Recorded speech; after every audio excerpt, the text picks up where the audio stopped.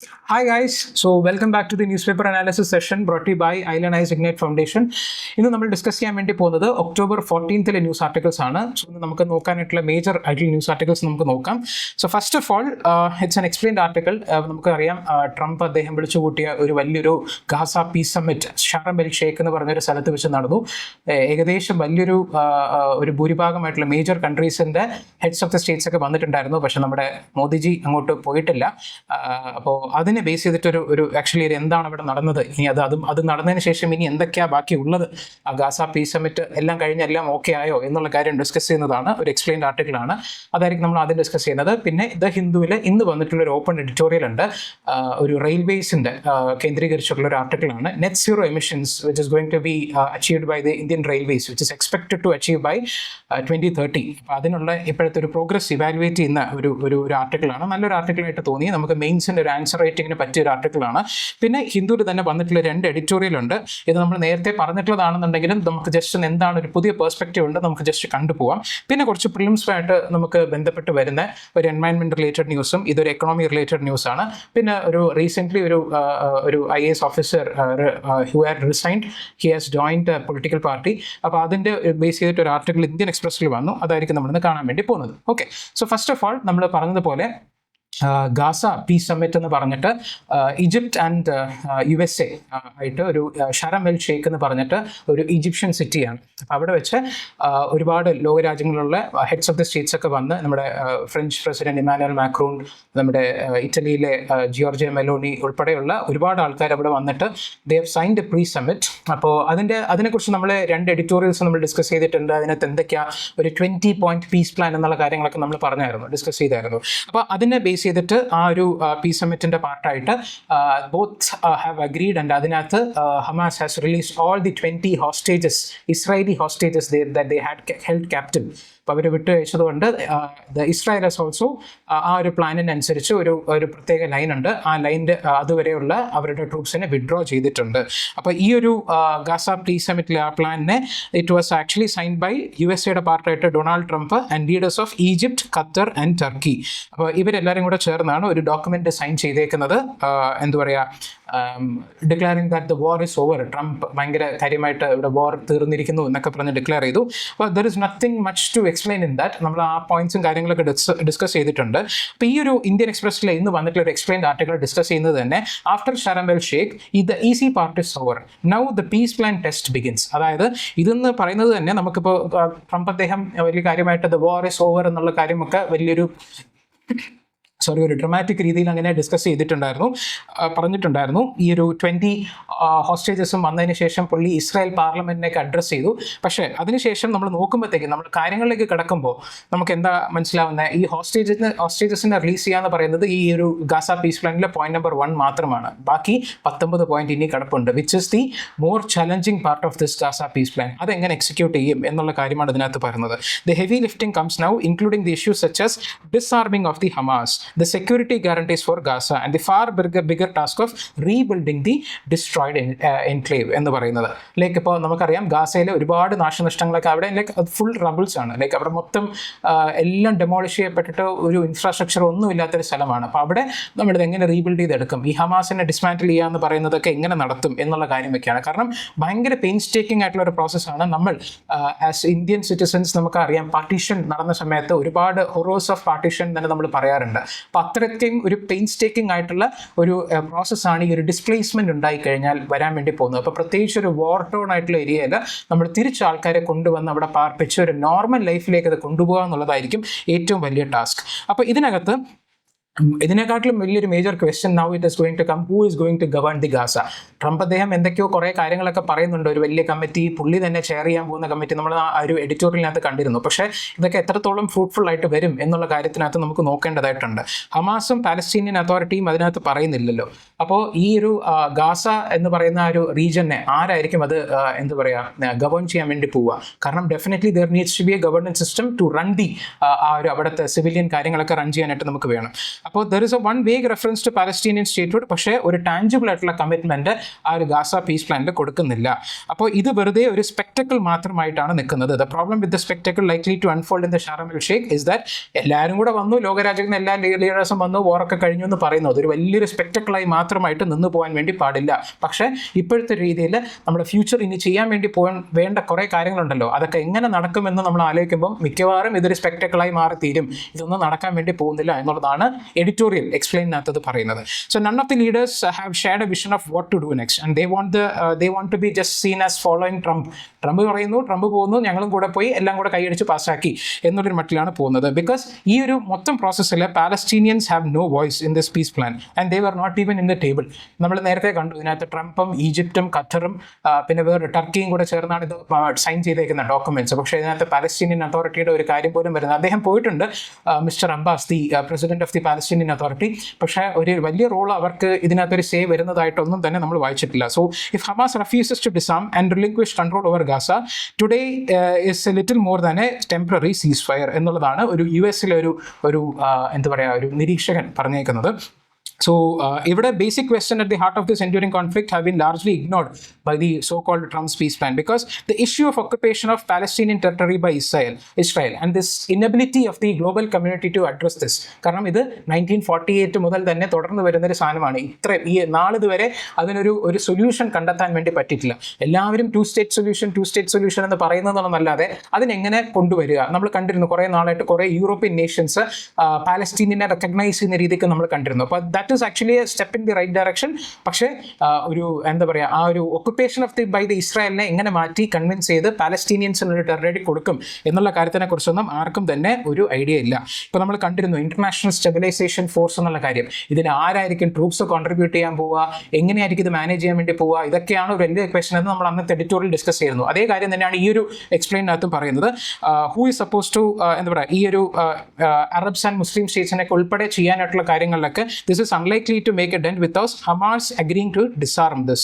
So അങ്ങനെ ഒരു Hamas ഒരു മിലിറ്റന്റ് ഓർഗനൈസേഷൻ ആണ്. അവർ കംപ്ലീറ്റ്ലി ഡിസാം ചെയ്യാതെ ഈ ഒരു എക്സ്റ്റേണൽ ആയിട്ടുള്ള ഇന്റർനാഷണൽ സ്റ്റെബിലൈസേഷൻ ഫോഴ്സിനെ അവരവിടെ വരാൻ സമ്മതിക്കുമോ എന്നുള്ള കാര്യമാണ്. സോ അവരിതുവരെ ഡിസാർം ചെയ്യാം എന്നുള്ള കാര്യങ്ങളൊന്നും അവരിതുവരെ പറഞ്ഞിട്ടില്ല. ഒരു പാർഷ്യലി ആണ് ഈ ഒരു പ്ലാൻ അഗ്രി ചെയ്തേക്കുന്നത്. മൊത്തം 20 പോയിന്റ്സും എങ്ങനെ ഞങ്ങൾ സമ്മതിച്ചു ചെയ്യാം എന്നുള്ള കാര്യങ്ങളൊന്നും തന്നെ വരുന്നില്ല. പിന്നെ ഇതിനകത്ത് വേറൊന്നും പറയുന്നില്ല. നെതന്യാഹുവിന്റെ കുറച്ച് പോളിസീസ് ആണ്, പുള്ളിക്ക് വേണ്ട കാര്യങ്ങൾ പുള്ളി നടത്തിയെടുക്കാറുണ്ട്. അദ്ദേഹം പറഞ്ഞ ട്രംപ് അവിടെ പ്രസംഗിക്കുന്ന സമയത്ത് ട്രംപ് വന്നപ്പോൾ പറഞ്ഞത് ട്രംപ് ആണ് ഇസ്രായേലിന്റെ greatest friend ever in Oval Office എന്നുള്ള രീതിക്കാണ്. വെറുതെ പുള്ളിയെ ഒന്ന് എന്താ പറയുക ഇതാക്കുക. പുള്ളിക്ക് പിന്നെ പുകഴ്ത്തുന്നത് ഭയങ്കര താല്പര്യമുള്ള കേസാണല്ലോ. അത് കഴിഞ്ഞിട്ട് നിങ്ങൾ ആ വീഡിയോ കണ്ടിട്ടുണ്ടെങ്കിൽ മനസ്സിലാവും. ഷെഹബാസ് ഷെരീഫിന്, നമ്മുടെ പാകിസ്ഥാൻ പ്രൈം മിനിസ്റ്ററിനെ വിളിച്ചിരുത്തി പുള്ളി ഒരു 4 നല്ല വാക്കുകളൊക്കെ പറയുന്നുണ്ട്. അതിനിടയ്ക്ക് my favourite field marshal Asim Munir എന്നൊക്കെ പറഞ്ഞ് സെൻഡ് മൈ റിഗാർഡ്സ് എന്നൊക്കെ പറയുന്നുണ്ട്. പുള്ളി വേറെ കാറ്റഗറിയാണ്, അതിനെക്കുറിച്ച് ഞാൻ കൂടുതൽ പറയാൻ ആഗ്രഹിക്കുന്നില്ല. പക്ഷേ all these things are happening just as a matter of spectacle എന്നുള്ള കാര്യമാണ് പറയുന്നത്. അപ്പോൾ ഇതിനകത്ത് ഇനി ഒരുപാട് കാര്യങ്ങൾ നമുക്ക് ചെയ്യാൻ വേണ്ടി വരുന്നുണ്ട്. During the 12-day war between the Iran and Trump ordered the Israel to call off the imminent air strike. അപ്പോൾ ആ രീതിയിൽ ആ സമയത്ത് ഇസ്രായേൽ കേട്ടിരുന്നു. ഇത് ജസ്റ്റ് ഒരു പെർസ്പെക്റ്റീവാണ് ഇത് പറയുന്നത് കേട്ടോ. ലൈക്ക് ബൈഡൻ ഇരിക്കുന്ന സമയത്ത് he had utilized some of his lobbying tactics, ഈ ബെഞ്ചമിൻ നെതന്യാഹു. പക്ഷേ ആ ഒരു ഇതൊന്നും എന്താ പറയുക, ട്രംപിൻ്റെ അടുത്ത് വില പോയില്ല. ട്രംപ് കുറേ കൂടെ ഷ്രൂഡായിട്ടുള്ള ഒരു പൊളിറ്റീഷ്യനാണ്. പുള്ളിയുടെ കയ്യിലാണ് കടിഞ്ഞാൻ എന്നാണ് പുള്ളി കാണിക്കുന്നത്. അതിൻ്റെ ഒരു എക്സാമ്പിളാണ് ഇറാൻ ഇസ്രായേൽ തമ്മിൽ വാർ നടന്ന സമയത്ത് പുള്ളി ഇനി ആക്രമിക്കാൻ പാടില്ല എന്നുള്ള കാര്യങ്ങൾ പറഞ്ഞതും. നമ്മൾ വേറൊരു കാര്യം കൂടെ കണ്ടു, ഖത്തറിനെ നമ്മൾ ബോംബ് ചെയ്ത ഒരു വിഷയം കണ്ടു. പക്ഷേ അത് കഴിഞ്ഞിട്ടൊരു സമയത്ത് തന്നെ ബെഞ്ചമിൻ നെതന്യാഹുവിനോട് ഈ ഖത്തറിലെ എന്താ പറയുക അതോറിറ്റീൻ്റെ അടുത്ത് പബ്ലിക്ലി അപ്പോളജി ചെയ്യാനായിട്ട് ട്രംപ് ആവശ്യപ്പെട്ടു. അദ്ദേഹം അത് ചെയ്യുകയും ചെയ്തു. So Trump is a person who makes Netanyahu to do such things. അപ്പോൾ അത്ര പവർഫുൾ ആയിട്ടുള്ള ഒരാളാണ് എന്നുള്ള കാര്യമാണ് ഇതിനകത്ത് പറയുന്നത്. For unprecedented Israeli attack on Hamas ചെയ്ത് ഡോഹയിൽ അറ്റാക്കിനെ കുറിച്ച് നമ്മുടെ ക്ലാസ്സിൽ തന്നെ നമ്മൾ ഡിസ്കസ് ചെയ്തിരുന്നു. അപ്പോൾ ഈ രീതിയിൽ നമ്മൾ നോക്കുന്ന സമയത്ത് ഈ ഒരു ലോങ്ങസ്റ്റ് ആയിട്ടുള്ള ഒരു വാറാണ് ഇപ്പോൾ ആക്ച്വലി നടന്നുകൊണ്ടിരിക്കുന്നത് 1948 മുതൽ. ഈ ഒരു സംഭവം is going to provide a distraction from his domestic problems. കാരണം ഈ ഒരു ഗാസ പീസ് പ്ലാൻ അത് വർക്ക് ചെയ്യണമെന്നുണ്ടെങ്കിൽ 2 സൈഡും ആഗ്രഹിക്കണം. ഹമാസ് ഡിസ്മാൻഡിൽ ചെയ്യോ എന്നുള്ളത് ഒരു കാറ്റഗറി. പക്ഷേ ഇനി ഇസ്രായേൽ അവർ ചെയ്യുമോ എന്നുള്ള കാര്യമാണ് വേറൊരു ക്വസ്റ്റ്യൻ. കാരണം ഇസ്രായേലിൻ്റെ ഡൊമസ്റ്റിക് പൊളിറ്റിക്സ് വെച്ച് നോക്കുമ്പോഴത്തേക്കും ദിസ് ബെഞ്ചമിൻ നെതന്യാഹു ഒരുപാട് കറപ്ഷൻ അലിഗേഷൻസ് ഫേസ് ചെയ്യുന്ന ഒരു പ്രധാനമന്ത്രിയാണ്. ആൻഡ് അവരുടെ ആ ഒരു മെജോറിറ്റി തന്നെ, ആ ഒരു ഗവൺമെൻറ് തന്നെ വലിയൊരു മെജോറിറ്റി ഇല്ലാതെ അങ്ങോട്ടും ഇങ്ങോട്ടും ചാഞ്ഞാടി കളിക്കുന്ന ഒരു ഇതാണ്. പക്ഷേ ഈ ഒക്ടോബർ 7th അറ്റാക്കിന് ശേഷം അതൊരു നാഷണൽ എമർജൻസിയുടെ പാർട്ടാണ്, അത് നമ്മുടെ ഇത് വേണം, നമ്മുടെ ആൾക്കാരുടെ പ്രൊട്ടക്ഷന് വേണം എന്നൊക്കെ പറഞ്ഞാണ് ഇത്രയും കാലമായിട്ട് മുന്നോട്ട് പോകുന്നത്. അപ്പോൾ he's actually I read it somewhere like he's actually the first prime minister in Israel's history to undergo a trial. അപ്പോൾ അതിപ്പോഴത്തേക്ക് ഹോൾഡ് ചെയ്ത് വെച്ചേക്കാണ്. അപ്പോൾ ട്രംപ് വലിയ കാര്യത്തിൽ ഇതിനകത്ത് പറയുന്നുണ്ട്, അവിടുത്തെ പ്രസിഡന്റ് ഇസ്രായേൽ പ്രസിഡന്റിന്റെ അടുത്ത് പറയുക, you should consider granting pardon to ഈ ബെഞ്ചമിൻ നെതന്യാഹു എന്ന് പറഞ്ഞിട്ട്. അദ്ദേഹം രാജ്യത്തിന് വേണ്ടി ഇത്രയൊക്കെ ചെയ്തിട്ടില്ല, അപ്പോൾ അദ്ദേഹത്തിന്റെ ഈ കറപ്ഷൻ അലിഗേഷനൊക്കെ ഒന്ന് പാർഡൺ ചെയ്ത് വിടുക എന്നുള്ള രീതിക്കൊക്കെ പറയുന്നുണ്ട്. വെറും പൊളിറ്റിക്സ് ആണ് ഇതിനകത്ത് നടക്കുന്നത് ബേസിക്കലി. അതൊക്കെ അറിയാമെന്നുണ്ടെങ്കിൽ നമുക്ക് ഭയങ്കര രസകരമായിട്ട് തോന്നും ഈ കാണിക്കുന്നതൊക്കെ എന്താണെന്ന് പറഞ്ഞിട്ട്. അതായത് നെതന്യാഹു ട്രംപിനെ പൊക്കും, ട്രംപ് നെതന്യാഹുവിനെ പൊക്കും, ഇത് തന്നെയാണ് നടക്കുന്നത്. അപ്പോൾ ഈ രീതിയിലാണ് വരുന്നത്. So permanent ceasefire could stroke the clamour within Israel society and നെതന്യാഹുവിനെ അക്കൗണ്ടബിൾ ആക്കാനായിട്ടുള്ള കാര്യങ്ങളിലേക്ക്. ഒക്ടോബർ 7 അറ്റാക്ക് നടന്നത് ഒരു ഇന്റലിജൻസ് ഫെയിലിയറും ഒരു സെക്യൂരിറ്റി ഫെയിലിയറും ആണല്ലോ. അപ്പോൾ അതിന്റെ പേരിലും നെതന്യാഹുവിന് കുറേ ട്രയൽസ് നേരിടേണ്ടി വരും. അപ്പോൾ ഇതൊക്കെ പുള്ളിക്കും ഇഷ്ടമില്ലാത്ത ഒരു കാര്യമായതുകൊണ്ട് മിക്കവാറും നെതന്യാഹു തന്നെ വന്ന് മറ്റേ ഗാസയിലെ പീസ് പ്ലാനെ അവർ കുറച്ച് വയലേറ്റ് ചെയ്ത് അതുകൊണ്ട് ഞങ്ങൾ വീണ്ടും സ്ട്രൈക്ക് ചെയ്യാണ് എന്നൊക്കെ പറഞ്ഞു പോകാനാണ് ചാൻസ് കൂടുതൽ എന്നാണ് കാണപ്പെടുന്നത്. അപ്പോൾ ഇതിന്റെ കൂടെ തന്നെ ഇന്നത്തെ ഒരു എക്സ്പ്ലെയിൻഡ് ആർട്ടിക്കിൾ വന്നതാണ്, ഈ ഷരം എൽ ഷേക്കിലാണ് ഇത് നടക്കുന്നതെന്ന് പറഞ്ഞപ്പോഴത്തേക്കും. അപ്പോൾ ആ ഒരു പ്ലേസിന്റെ ഒരു ഇമ്പോർട്ടൻസ് പറഞ്ഞിട്ടുള്ള ഇതാണ്. അപ്പോൾ ഈ ഷരം എൽ ഷേക്ക് എന്ന് പറയുന്നത് തന്നെ ആക്ച്വലി ഈജിപ്തിന്റെ പാർട്ടാണ്. സോ അത് ബേസിക്കലി എന്താണെന്ന് വെച്ച് കഴിഞ്ഞാൽ നമുക്കത് സിറ്റി ഓഫ് പീസ് എന്നുള്ള രീതിക്കായിരുന്നു 1982 ഇത് കൈമാറിയ ശേഷം. ബിക്കോസ് ഇസ്രായേലിന്റെ occupied part of Sinai peninsula എന്ന് പറയുന്നത് ഈജിപ്തിന്റെ റീജിയനാണ്. നമ്മൾ ഇസ്രായേലിന്റെ ഒരു ഹിസ്റ്ററി നമ്മൾ ഒരു ക്ലാസ്സിൽ ഡിസ്കസ് ചെയ്തിട്ടുണ്ട്. അപ്പോൾ ആ സമയത്ത് നമ്മൾ പറഞ്ഞിരുന്നു, ഒരു 6 day വാർ നടക്കുന്ന സമയത്ത് they had captured the whole of ഒരു Sinai peninsula which belong to Egypt. പിന്നെ അത് റിട്ടേൺ ചെയ്തു എന്നുള്ള കാര്യങ്ങൾ നമ്മൾ പറഞ്ഞു. അപ്പോൾ ആ സമയത്ത് റിട്ടേൺ ചെയ്യുന്നതിന് മുന്നേ ഈ ഒരു ഷരം എൽ ഷേക്ക് അടങ്ങുന്ന ഒരു സിറ്റിയൊക്കെ ഇസ്രായേലിന്റെ പാർട്ടായിരുന്നു. അത് കൊടുത്തതിന് ശേഷം it is being considered as a city of peace. ഒരുപാട് കാര്യങ്ങൾ ഇസ്രായേൽ പാലസ്റ്റീൻ്റെ തന്നെ പല ടൈപ്പ് ഓഫ് ടോക്സ് 1999 2000s ഒക്കെ അതിൻ്റെ ഒരു കുറേ ടോക്സും സെക്കൻഡ് ഇന്റിഫാഡ നടക്കുമ്പോൾ ടോക്സ് ഒക്കെ അവിടെ വെച്ചാണ് നടന്നത്. മാത്രമല്ല very recently COP27 of UNFCCC അവിടെ നടന്നു. അതിനകത്താണ് നമ്മുടെ ലോസ് ആൻഡ് ഡാമേജ് ക്ലൈമറ്റ് ഫിനാൻസിന് വേണ്ടിയിട്ടുള്ള ഒരു ഫണ്ടിനെയൊക്കെ ഒരു എസ്റ്റാബ്ലിഷ് ചെയ്യുക, എങ്ങനെ ഭയങ്കര വലിയ ഡെവലപ്മെൻറ്റ്സ് ആണ് അവിടെ നടന്നത്. അപ്പോൾ ഇത്രയും കാര്യങ്ങൾ വന്നതുകൊണ്ടും ഇങ്ങനെ ഒരു ആർട്ടിക്കിൾ ഇന്ത്യൻ എക്സ്പ്ലെയിനിൽ വന്നതുകൊണ്ടും there can be a question in the coming prelims of എന്താ പറയുക ആ ഒരു ഷരം എൽ ഷേക്കിൻ്റെ ലൊക്കേഷൻ ബേസ് ചെയ്ത് ചിലപ്പോൾ ഒരു ക്വസ്റ്റ്യൻ വരും. സോ അതുകൊണ്ട് തന്നെ നമുക്ക് ഇതിൻ്റെ ഒരു മാപ്പ് നോക്കേണ്ടത് അനിവാര്യമായിട്ട് വരികയാണ്. ഈ ഷരം എൽ ഷേക്ക് എന്ന് പറയുന്നത് ഈജിപ്തിൻ്റെ ഈ ഒരു പാർട്ടിലാണ്, സിനായ് പെനിൻസുലയുടെ പാർട്ടിലാണ് ഇത് വരുന്നത്. അപ്പോൾ ഇതിൻ്റെ കൂടെ നമുക്ക് കാണുന്ന ഈ ഒരു ഏരിയ ഉണ്ടല്ലോ, ഈ സ്ട്രെയ്റ്റ് ഓഫ് ടിറാൻ, ഈ സ്ട്രെയ്റ്റ് ഓഫ് ടിറാൻ ആണ് നമുക്ക് ശ്രദ്ധിക്കേണ്ടത്. May be straight of Tiran നമുക്ക് സ്പെസിഫിക്കലി ചോദിച്ചു കഴിഞ്ഞാൽ നമുക്ക് ചിലപ്പോൾ പറയാൻ പറ്റിയെന്ന് വരില്ല. ഈ ഒരു റീജിയൻ ന്യൂസിലുള്ളത് കൊണ്ട് ഇതിൻ്റെ അടുത്തുള്ള ഈ പ്ലേസ് നമ്മൾ നോട്ട് ചെയ്ത് വെക്കേണ്ടതാണ്. ഈ ടിറാൻ എന്ന് പറയുന്നത് ഇവിടുത്തെ ഈ ഒരു ഐലൻഡ് പാർട്ടാണ്. ഇത് രണ്ടിനും ഈജിപ്തിൻ്റെയും ഈ ഒരു പോർഷനും ടിറാൻ്റെയും അടുത്ത് വരുന്നതാണ് ഈ സ്ട്രെയ്റ്റ് ഓഫ് ടിറാൻ എന്ന് പറയുന്നത്. സോ ഈ സ്ട്രെയ്റ്റ് ഓഫ് ടിറാൻ എവിടെയാണ് എന്നുള്ള കാര്യം നമ്മൾ നോട്ട് ചെയ്ത് വെക്കണം. റെഡ് സീയുടെ പാർട്ടായിട്ടാണ് ഈ ഒരു ഇത് വരുന്നത്. അപ്പോൾ ഈ ഒരു geographical location of the Sharm el Sheikh is very important. അത് തന്നെയാണ് ഇതിനകത്തും പറയുന്നത് കേട്ടോ. Israel's only direct access to the Red Sea lines through the strait of Tiran എന്നുള്ള കാര്യം. അപ്പോൾ ഇതാണ് നമുക്ക് മേജർലി ഈ ഒരു ആർട്ടിക്കിളിൽ നിന്ന് നമുക്ക് ടേക്ക് അവേ ചെയ്യാനായിട്ടുള്ളത്. നമുക്ക് ഇനി അടുത്ത ആർട്ടിക്കിളിലേക്ക് പോവാം. അടുത്തതെന്ന് പറയുന്നത് ഒരു ഓപ്പൺ എഡിറ്റോറിയലാണ്. Open editorial on the green transition, എന്താ പറയുക, ആക്സിലറേറ്റിംഗ് അറ്റ് എക്സ്പ്രസ് സ്പീഡ്. ഈ ഗ്രീൻ ട്രാൻസിഷൻ എന്ന് പറയുന്നത് ഉദ്ദേശിക്കുന്നത് തന്നെ റെയിൽവേസിനെ ഫോക്കസ് ചെയ്തിട്ടാണ് കേട്ടോ. കാരണം നമ്മുടെ ഈ DNA classes, daily news analysis class തുടങ്ങിയ സമയത്ത് നമ്മളൊരു ആർട്ടിക്കിൾ ഡിസ്കസ് ചെയ്തിട്ടുണ്ടായിരുന്നു. ഹിന്ദുവിൽ വന്നിട്ടുള്ള ഈ ഒരു ഹൈഡ്രജൻ പവേർഡ് ആയിട്ടുള്ള ഒരു രീതിയിൽ നമുക്ക് ഇൻ്റഗ്രേറ്റഡ് കോച്ച് ഫാക്ടറിയിൽ നമ്മൾ ചെന്നൈയിലാണ് അത് നമ്മൾ എന്താ പറയുക ഒന്നും ചെയ്തിട്ടുണ്ട്. അതിൻ്റെ സക്സസ്ഫുൾ ട്രയൽസ് കഴിഞ്ഞു എന്ന് പറഞ്ഞിട്ട് കുറേ നാളായി. പക്ഷേ അതിനെ ബേസ് ചെയ്തിട്ടുള്ളൊരു ആർട്ടിക്കിളാണ്, ആ ഒരു കോണ്ടെക്സ്റ്റിലാണ് ഇത് തുടങ്ങുന്നത്. സോ വൺ ഓഫ് ദി എന്താ പറയുക ലാർജസ്റ്റ് റെയിൽ നെറ്റ്വർക്ക്സ് ആണ് നമ്മുടെ ഇന്ത്യൻ റെയിൽവേസ് എന്ന് പറയുന്നത്. സോ നമ്മൾ പഞ്ചാമൃത് ഡിക്ലറേഷൻ എന്ന് പറഞ്ഞ് നമ്മൾ കേട്ടിട്ടുണ്ട്. പ്രധാനമന്ത്രി ഗ്ലാസ്ഗോ സമ്മിറ്റിൽ പറഞ്ഞിട്ടുള്ള പഞ്ചാമൃത് ഡിക്ലറേഷനകത്ത് നമ്മൾ നെറ്റ് സീറോ അച്ചീവ് ചെയ്യുമെന്ന് പറഞ്ഞിരുന്നു. എപ്പോഴാണ് 2070 നമ്മൾ നെറ്റ് സീറോ അച്ചീവ് ചെയ്യുമെന്ന് പറഞ്ഞിരുന്നു. പക്ഷേ അത് ഹോൾ ഓഫ് ഇന്ത്യയുടെ ഒരു കാര്യമാണ് പറയുന്നത്.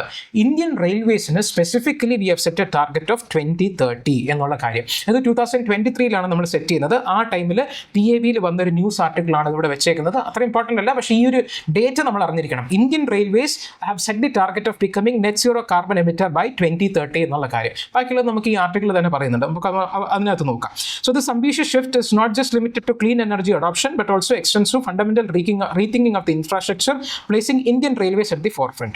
With over 24 million passengers and 3 million freight movements daily, decarbonization of this railway sector has a direct implication on national climate targets എന്നുള്ള കാര്യം. ഇത് ബേസിക്കലി എന്തെന്ന് വെച്ച് കഴിഞ്ഞാൽ GS3 നമുക്ക് ഇൻഫ്രാസ്ട്രക്ചർ ആൻഡ് എനർജി എന്ന് പറഞ്ഞിട്ടുള്ള ഒരു പോർഷൻ ഉണ്ട്. ഇപ്പോൾ എനർജി ബേസ് നമ്മൾ റിന്യൂവബിൾ എനർജി എങ്ങനെ പ്രൊമോട്ട് ചെയ്യുന്നു എന്നുള്ള കാര്യവും മാത്രമല്ലാതെ നമുക്ക് ഇൻഫ്രാസ്ട്രക്ചറിൽ റെയിൽവേസ് ഒരു ഇൻഫ്രാസ്ട്രക്ചർ. അപ്പോൾ ഇത് രണ്ടും തന്നെ അണ്ടർലൈൻ ചെയ്ത് ഇത് ഈ ഒരു ആർട്ടിക്കിൾ തന്നെ ഒരു മെയിൻ ക്വസ്റ്റ്യൻ ആയിട്ട് പോസിബിളി ഫ്രെയിം ചെയ്യാൻ പറ്റുന്ന ഒരു ഇതാണ്. ഇതിന്റെ കാര്യങ്ങൾ നമുക്ക് ഒന്ന് മനസ്സിലാക്കി വെക്കാൻ പറ്റി കഴിഞ്ഞാൽ ഒരു ആൻസർ ഇതിനകത്ത് നിന്ന് തന്നെ നമുക്ക് എഴുതാൻ വേണ്ടി പറ്റും. അപ്പോൾ ഇതാണ് നമുക്ക് ഇതിനകത്ത് നമുക്ക് ബേസിക്കലി നോക്കാനായിട്ടുള്ളത്.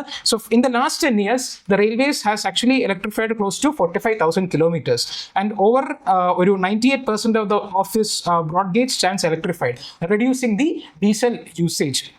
കാരണം നമ്മൾ നേരത്തെ ട്രെയിൻസൊക്കെ ഡീസൽ ഉപയോഗിച്ചായിരുന്നു പോയിക്കൊണ്ടിരുന്നത്.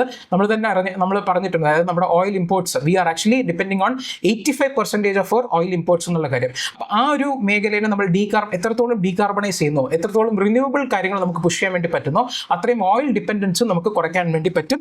അതുപോലെ തന്നെ നമുക്ക് കുറച്ച് നമ്മുടെ ഇമ്പോർട്ട് സേവിങ്സും കാര്യങ്ങളൊക്കെ ചെയ്യുന്നതിലൂടെ മാത്രമല്ലാതെ നമ്മുടെ ക്ലൈമറ്റ് ടാർഗറ്റ്സ് അച്ചീവ് ചെയ്യാൻ വേണ്ടിയിട്ടുള്ളതും ഇതിനകത്ത് നമുക്ക് സാധിക്കും എന്നുള്ള കാര്യമാണ്. Reducing the diesel dependence and cutting the emission sharply. The transition is complemented by large scale renewable integration. ഇതാണ് ഏറ്റവും വലിയ ഇമ്പോർട്ടൻറ്റ് കാര്യം. അതായത് നമ്മൾ ഇലക്ട്രിഫൈ ചെയ്യുന്നത് കൊണ്ട് മാത്രമായില്ല, ആ ഇലക്ട്രിഫൈ ചെയ്യുന്നതിലൂടെ ആ ഇലക്ട്രിസിറ്റി കൊടുക്കുന്നുണ്ടല്ലോ, producing the electricity should also come from renewables, not from coal and other thermal power പ്ലാന്റ്സിൽ നമുക്ക് വരികയാണെന്നുണ്ടെങ്കിൽ ഇതിൽ നിന്ന് കിട്ടുന്ന ഗെയിൻ അവിടെ നമ്മൾ നഷ്ടപ്പെടുത്തുകയാണ് ചെയ്യുന്നത്. അപ്പോൾ electricity which is going to run these trains should also come from renewable sources എന്നുള്ളതാണ് മെയിൻ പോയിന്റ് ഈ ആർട്ടിക്കിളിനകത്ത്. So with the 553 megawatt of solar and 103 megawatt of wind, അത്രയും ഡീറ്റെയിൽസ് നമുക്ക് ആവശ്യമില്ല. അപ്പോൾ ഒരു ഏകദേശം 2000-ഓളം സ്റ്റേഷൻസും സർവീസ് ബിൽഡിംഗ്സ് ഒക്കെ തന്നെ ഇപ്പോൾ സോളാർ എനർജിയാണ് പ്രൊവൈഡ് ചെയ്യുന്നത്. മാത്രമല്ല most of the things have receive the bureau of energy efficiencies Shunya net zero label. ആ കാര്യം ജസ്റ്റ് ഒന്ന് നോട്ട് ചെയ്ത് വെക്കുക. ഈ Shunya net zero label is actually given by bureau of energy efficiency എന്നുള്ള കാര്യം. They can give multiple organisation and say that this is giving them ഒരു possible prelims ക്വസ്റ്റ്യനുള്ള ചാൻസ് ഇതിനകത്തുണ്ട്.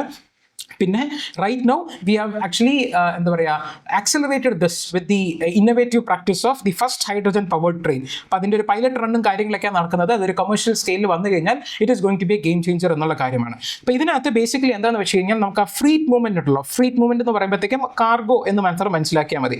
പാസഞ്ചർ ഉണ്ട്, ഫ്രീറ്റ് മൂവ്മെന്റ് ഉണ്ട്. പാസഞ്ചർ ഉണ്ട് നമ്മളെ പോലെ ആൾക്കാർ പോകുന്നതാണ്. ഫ്രീറ്റ് മൂവ്മെന്റ് എന്ന് പറയുമ്പോൾ ഈ കാർഗോ അല്ലെങ്കിൽ നമ്മുടെ പാർസൽ സർവീസസ് ഈ സാധനങ്ങളൊക്കെ ഉപയോഗിക്കുന്നത്. അപ്പോൾ റൈറ്റ് നൗ അത് റോഡ് ട്രാൻസ്പോർട്ടിനാണ് കൂടുതൽ ആക്ച്വലി വരുന്നത്. പക്ഷേ റോഡ് ട്രാൻസ്പോർട്ട് ഒരുപാട് എമിഷൻസ് പ്രൊഡ്യൂസ് ചെയ്യുന്ന ഒരു ഇതാണ്. അതൊട്ട് ക്ലൈമറ്റ് ഫ്രണ്ട്ലി ആയിട്ടുള്ള ഒരു കാര്യമല്ല. അപ്പം നമ്മൾ എത്രത്തോളം മാക്സിമം റെയിലിലേക്ക് ഷിഫ്റ്റ് ചെയ്യാൻ വേണ്ടി പറ്റുന്നോ അത് അത്രത്തോളം നല്ലതായിരിക്കും. Maximum possible things should be do. അതുകൊണ്ടാണ് ഈ മോഡൽ സംഭവം നമ്മളുടെ shifting should be done from the road to rail and to rise its modal share to 45% by 2030. ഇതും നമ്മുടെ ഒരു ടാർഗറ്റ് ആണ്, 45% ബൈ 2030. അപ്പം ഇതും നമുക്ക് may be A possible prelims question ഒരു സ്റ്റേറ്റ്മെന്റ് ആയിട്ട് നമുക്ക് വരാൻ ചാൻസ് ഉള്ളതാണ്. And introducing the biofuel plants, നമ്മൾ E20 കാര്യം പറഞ്ഞു, ഈ 100 വരെ നമ്മൾ കൊണ്ടുപോകണം എന്നുള്ള കാര്യം നമ്മളിപ്പോൾ നോക്കുന്നുണ്ട്. Constructing green buildings, operationalising dedicated freight corridors are expected to avoid ഏകദേശം ഒരു 450 million tons of carbon dioxide over the next 30 years period. അപ്പോൾ ഇത്രത്തോളം കാർബൺ എമിഷൻസിനെ തന്നെ നമുക്ക് കുറയ്ക്കാൻ വേണ്ടി പറ്റും, which is going to be a very big എന്താ പറയുക, ഇതിനകത്ത് പറയുന്ന പോലെ Indian railways as a climate positive backbone of national mobility എന്നുള്ള കാര്യം. ഇത് അച്ചീവ് ചെയ്യാൻ പറ്റിക്കഴിഞ്ഞാൽ നമ്മുടെ നാഷണൽ ടാർഗറ്റ്സിന് വളരെ യൂസ്ഫുൾ ആയിരിക്കും. So this decarbonization drive is increasingly underpinned by a robust and evolving green finance architecture. കാരണം എന്താ, സോവറിൻ ഗ്രീൻ ബോൾസ് നമ്മൾ ഡിസ്കസ് ചെയ്തിട്ടുണ്ട്. ഗ്രീൻ പ്രോജക്ട്സിന് വേണ്ടിയിട്ട് government of India fund raise ചെയ്യാൻ വേണ്ടി ഉപയോഗിക്കുന്നത്. Underline the word government of India, because അതുകൊണ്ടാണ് സോവറിൻ ഗ്രീൻ ബോൺസ് എന്നുള്ള പേര് വരുന്നത്. അതുവഴി ഏകദേശം 58,000 crore ആക്ച്വലി ട്രാൻസ്പോർട്ട് സെക്ടേഴ്സിന് വേണ്ടി തന്നെ, ലൈക്ക് 58,000 crore ടോട്ടലി ഉണ്ട്. അതിൽ തന്നെ ഏറ്റവും കൂടുതൽ ട്രാൻസ്പോർട്ട് സെക്ടറിനാണ് ഇത് വന്നിരിക്കുന്നത്. സോ മിനിസ്ട്രി ഓഫ് ഫിനാൻസിന്റെ ഡേറ്റ പ്രകാരം ഏകദേശം അതിനകത്ത് തന്നെ 42,000 crore has been allocated to the procurement of electric locomotives, metros and suburban rail expansions. So integrating the climate objectives is going to be the very core of capital budgeting. നമ്മൾ ഈ capital എക്സ്പെൻഡിച്ചറിന്റെ കാര്യങ്ങളൊക്കെ നമ്മൾ പറഞ്ഞിരുന്നു. അപ്പോൾ capital എക്സ്പെൻഡിച്ചറിൽ തന്നെ green infrastructure build ചെയ്യുക എന്നുള്ളതാണ് നമ്മുടെ ഒരു പ്രയോറിറ്റി ആയിട്ട് വരിക to achieve our goals for the climate targets എന്നുള്ള കാര്യം. So at the institutional level Indian railways and finance corporation has played a pivotal role. ഏകദേശം ഒരു 500 മില്യണോളം ഗ്രീൻ ബോൺസ് ഉപയോഗിച്ച് 2017 അത് മൊബിലൈസ് ചെയ്തിരുന്നു. And it was used for refinancing the procurement of electric locomotives. അതാണ് നമ്മൾ നേരത്തെ കണ്ടിരുന്നത്. So most recent it has extended a loan like 7,500 crores to NTPC Green Energy for the development of renewable energy, signalling the trend of cross sectoral financing എന്ന് പറയുന്നത്. കാരണം കാരണം law carbon infrastructure promote ചെയ്യുക എന്നുള്ളത് നമുക്ക് ഭയങ്കര പ്രധാനമായിട്ടുള്ള കാര്യമാണ്. സോ ഫണ്ട് മൊബിലൈസ് ചെയ്ത് നമ്മൾ ഈ പറഞ്ഞ ഇലക്ട്രിഫിക്കേഷൻ ഇപ്പോൾ ഏകദേശം 98% ആയി നമ്മൾ കണ്ടു. ഇനി ആ ഇലക്ട്രിസിറ്റി സപ്ലൈ ചെയ്യുന്നതും മാക്സിമം റിന്യൂവബിൾ എനർജി കൊണ്ട് ചെയ്യണം. സോ ആ റിന്യൂവബിൾ ഇൻഫ്രാസ്ട്രക്ചർ എക്സ്പാൻഡ് ചെയ്യാൻ വേണ്ടി കൂടുതൽ എന്താ പറയുക എക്സ്പെൻഡിച്ചർ നടത്തുക എന്നുള്ളതാണ് ഇതിന്റെ ആശയം എന്ന് പറയുന്നത്. സോ വേൾഡ് ബാങ്കിൽ നിന്ന് നമുക്ക് ലോണൊക്കെ എടുത്തിട്ടുണ്ട്. So right now what all things that we have to do. The first priority is to match the electrification which genuinely decarbonized electricity. നമ്മൾ പറഞ്ഞ അതേ പോയിന്റ് ആണ്. If the additional traction is actually going to be powered from coal heavy ആയിട്ടുള്ള grid ആണെന്നുണ്ടെങ്കിൽ ഈ നമുക്ക് gain ചെയ്യാൻ പോകുന്ന climate gains will be actually going to be diluted. So അത് വരാൻ വേണ്ടി പാടില്ല. So large volumes of renewable energy നമുക്ക് വേണം. This would ensure that the green trains are actually powered by true green power, making the emission reductions real. രണ്ടാമതായിട്ട് നമുക്ക് വേണ്ടത് last mile connectivity must be approached with a climate lens. So the railway station should evolve into multi modal green hubs integrating electric buses, bicycle sharing network and pedestrian friendly infrastructure. ഇതെന്തെന്ന് വെച്ച് കഴിഞ്ഞാൽ നമ്മൾ കണ്ടില്ലേ, ഈ model share നമ്മൾ 45% increase ചെയ്യണം നമ്മൾ പറഞ്ഞു. റോഡിനാണ് കൂടുതൽ. റോഡിന് എന്തുകൊണ്ടാണ് കൂടുതൽ? മുക്കിലും മൂലയിലും കൊണ്ടെത്താനായിട്ട് നമുക്ക് റോഡ് ഇൻഫ്രാസ്ട്രക്ചർ മാത്രമേ ഉള്ളൂ. റെയിൽ ലൈൻസ് എതുവരെ പോകുന്നു അതുവരെ മാത്രമേ പറ്റുള്ളൂ. അപ്പോൾ നമുക്ക് എന്താ ചെയ്യാൻ വേണ്ടി പറ്റുക? ആ റെയിൽ അതുവരെ കൊണ്ട് എത്തിച്ചതിന് ശേഷം അതിനൊരു ഗ്രീൻ ഹബ്ബാക്കി മാറ്റുക. എങ്ങനെയാ? ഇതേപോലത്തെ ഇലക്ട്രിക് ബസ്സസിന്റെ ഒരു റൂട്ട് ആക്സസ് കൊടുക്കുക. ആ ഒരു അവിടെ അതിനുശേഷം റോഡ് വരുന്നതൊക്കെ തന്നെ ഡീകാർബണൈസ്ഡ് ആയിട്ടുള്ള റോഡ് സെക്ടറുമായിട്ട് ഇൻറ്റഗ്രേറ്റ് ചെയ്യണം എന്നുള്ള കാര്യമാണ് ഇതിനകത്ത് പറയുന്നത്. പിന്നെ മൂന്നാമതായിട്ട് rolling stock innovation must be kept in place. ഇതേ പറഞ്ഞ പോലെ ഹൈഡ്രജൻ ഫ്യൂൽ സെൽ ട്രെയിൻസിനെ നമ്മൾ ചെയ്യുക, ഒരു പൈലറ്റ് ബേസിസിൽ നമ്മൾ നടത്തിക്കൊണ്ട് പോവുക. ഈ രീതിയിലാണ് ലൈറ്റ് വെയ്റ്റ് കോച്ചസ്, എയറോഡൈനാമിക് ആയിട്ടുള്ള ഇന്നോവേഷൻസ്, ആ ഒരു ലോക്കോമോട്ടീവ് ഇതിനകത്ത് എഫിഷ്യൻസി കൊണ്ടുവരാനായിട്ട്. പിന്നെ artificial intelligence driven energy optimisation system, അതായത് എഫിഷ്യൻസി കൂട്ടുക, the working of that sector so that energy use becomes much more efficient എന്നുള്ള കാര്യം. Finally technology alone will not drive the transformation. ഒരു ബിഹേവിയറൽ ചേഞ്ചും വേണം.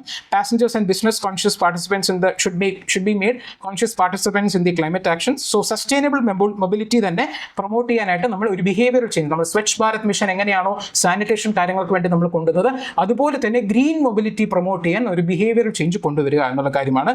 ഈ ഒരു ആർട്ടിക്കിൾ നമുക്ക് ഇത്രയും ഡിസ്കസ് ചെയ്യാനേ ഉള്ളൂ. പിന്നെ ഒരു ക്യുമുലേറ്റീവ് കോസ്റ്റ് സേവിങ്സ് ഏകദേശം ഒരു 1 lakh crore നമുക്ക് കിട്ടാൻ ചാൻസ് ഉണ്ട് ഈ ഒരു സ്റ്റെപ്സ് ഒക്കെ നടത്തുമ്പോൾ എന്നുള്ള കാര്യമാണ് പറയുന്നത്. So mobilizing and managing the capital without derailing the fiscal discipline, ഈ കാര്യം നമ്മൾ എൻഷുർ ചെയ്യേണ്ടതായിട്ടുണ്ട് എന്നുള്ള കാര്യമാണ്. പിന്നെ നമുക്കൊരു 2 എഡിറ്റോറിയൽ, ഈ 2 എഡിറ്റോറിയലും ഹിന്ദുവിൽ നിന്ന് വന്നിട്ടുള്ളതാണ്. നമ്മളിത് രണ്ടും നമ്മൾ നേരത്തെ പറഞ്ഞിട്ടുള്ളത് കൊണ്ട് കോൺടെക്സ്റ്റിലേക്ക് പോകുന്നില്ല. I'm just going to read the article. ഇത് നമ്മളെ താലിബാനുമായിട്ട് നമ്മൾ ചെയ്യുന്ന അപ്രോച്ച്, അതിനെക്കുറിച്ച് നമ്മൾ കഴിഞ്ഞ ദിവസം ഡീറ്റെയിൽ ആയിട്ട് നമ്മൾ കണ്ടിരുന്നു. അപ്പോൾ അതുകൊണ്ട് അതിനെ തന്നെ ജസ്റ്റ് ഒന്ന് സമ്മറൈസ് ചെയ്ത് പറയുന്ന ഒരു കാര്യം തന്നെയാണ് ഇതിനകത്ത്. കാരണം അദ്ദേഹം ഇപ്പോൾ അവിടുത്തെ ഫോറിൻ മിനിസ്റ്റർ ഇവിടെ വരാൻ തന്നെ കാര്യം, അദ്ദേഹം is actually declared terrorist by the UN. അപ്പോൾ ആ UN സാങ്ഷൻസ് കമ്മിറ്റി ഒരു ട്രാവൽ വേവർ കൊടുത്തത് കൊണ്ടാണ് മുത്താക്കി ഇവിടെ തന്നെ വന്നിട്ടുള്ളത്. 2001 മുതൽ he's actually in the list of sanctioned terrorist ആണ്. അപ്പോൾ ന്യൂഡൽഹി ഇങ്ങനെ എൻഗേജ് ചെയ്യാനായിട്ട്, അതായത് ഇന്ത്യ അതുമായിട്ട് എൻഗേജ് ചെയ്യാനായിട്ട് ഒരുപാട് സ്ട്രാറ്റജിക് റീസൺസ് ഉണ്ട്. Right now if we have India and Afghanistan have close ties ആണെന്നുണ്ടെങ്കിൽ we are actually neutralising a considerable security risk and terrorist from the western flank of India. ഈ ഒരു point നമ്മൾ കഴിഞ്ഞ ദിവസം ഡിസ്കസ് ചെയ്തിട്ടുണ്ട്. And protect India's personnel and considerable investment projects and everything in the Afghanistan. അതും നമ്മൾ കണ്ടു. അഫ്ഗാനിസ്ഥാനിലെ നമ്മുടെ പ്രോജക്ട്സിനെ നമ്മൾ സേഫ് ആയിട്ട് വെക്കണം. Taliban is the only power right now in the Afghanistan who can hold the whole of Afghanistan together. അപ്പം അങ്ങനെ വരുമ്പോഴത്തേക്കും a good relation, at least not a bad relation with them, is in the interest of India. അതുകൊണ്ട് തന്നെയാണ്. So Pakistan ഇപ്പോൾ actually പാകിസ്ഥാനും അഫ്ഗാനിസ്ഥാനും തമ്മിൽ അടിയൊക്കെ നടന്നു, ഒരുപാട് വാർ ലൈക്ക് സിറ്റുവേഷൻ തന്നെ ഇപ്പോൾ ഉണ്ടായി. അപ്പോൾ എനിമി എന്ന് പറയുന്നത് നമ്മുടെ ഒരു ഫ്രണ്ട് എന്നുള്ളൊരു കൺസെപ്റ്റിലും ഒരു വാല്യുബിൾ അലയായി മാറാൻ ചാൻസ് ഉണ്ട്.